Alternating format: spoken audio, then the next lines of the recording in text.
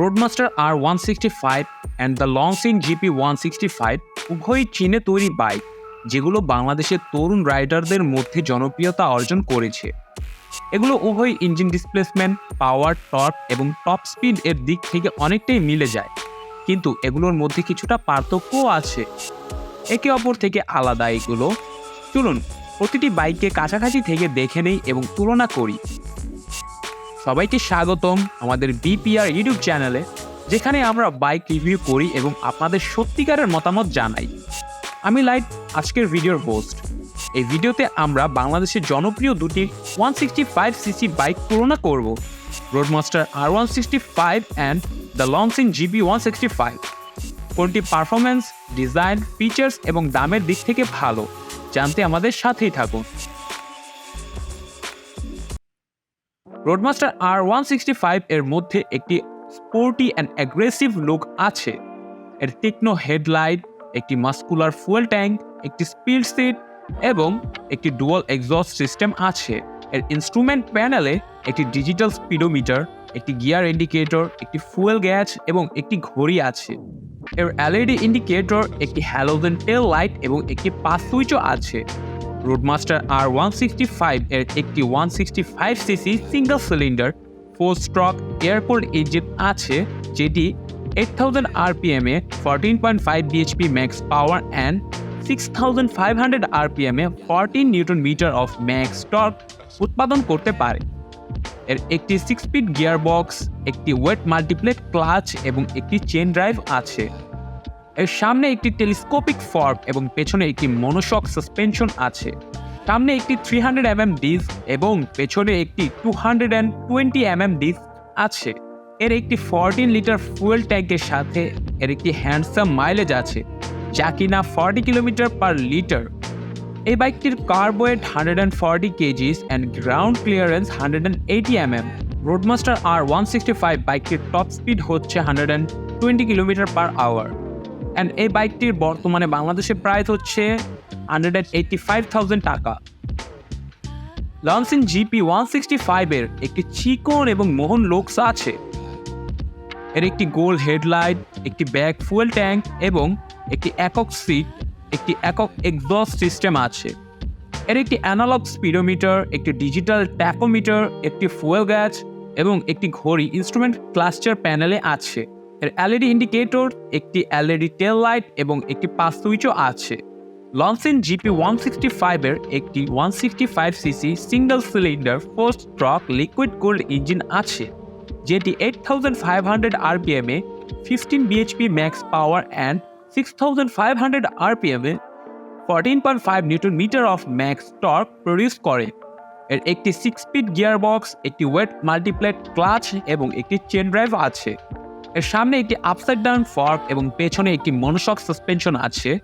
এর উভয় জায়গায় ডিস্ক ব্রেক আছে, সামনে 280mm ডিস্ক এবং পেছনে 240mm ডিস্ক।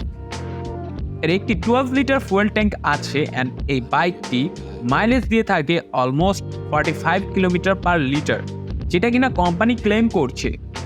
আর ইউজার এক্সপিরিয়েন্স অনুযায়ী মাইলেজটা আরও অনেক ড্রপ করে। এই বাইকটির kerb wait 145 KG.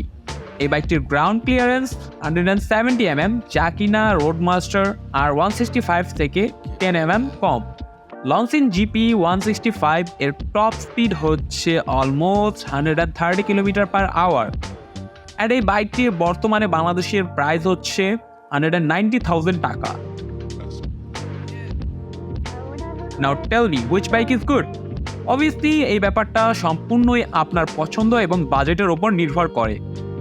Roadmaster R165 একটি অ্যাগ্রেসিভ লুক এবং স্পোর্টি লুকস ক্যারি করে, যেখানে লনসিন GP 165 একটি চিকন এবং মোহন লুকস ক্যারি করে। রোডমাস্টার R165 এর একটি সামান্য বড় ফুয়েল ট্যাঙ্ক এবং সামান্য কিছুটা বেশি গ্রাউন্ড ক্লিয়ারেন্স আছে, যেখানে লনসিন GP 165 এর একটি সামান্য বেশি শক্তিশালী এবং দক্ষ ইঞ্জিন আছে।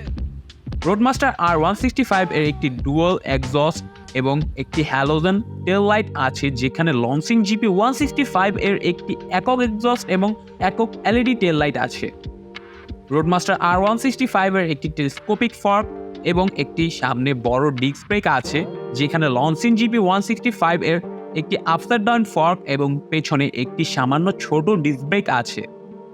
রোডমাস্টার